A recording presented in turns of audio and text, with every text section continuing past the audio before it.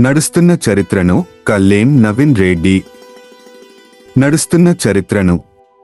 క్షణక్షణం ఆలోచనలతో సమరం నడుస్తూనే ఉంది. నిండిన కడుపులో నుంచి కాదు, పగిలిన పాదాల నుంచి. దేశ ముఖచిత్రమై మట్టిని ముద్దాడుతూ ఎండిన డొక్కలతో నా దేశం సమరానికి సిద్ధమైంది. రాష్ట్రాన్ని దేశంలో మేటిగా నిలిపి అందరికీ ఆదర్శంగా ఉంటూ బాధ్యత గల ఆలోచనలతో సమరమే చేస్తున్నాడు. దేశానంతటినీ కదిలించడానికి దోపిడీ లేని రాజ్యం కోసం రైతు నేస్తమై సమరానికి సిద్ధమయ్యాడు.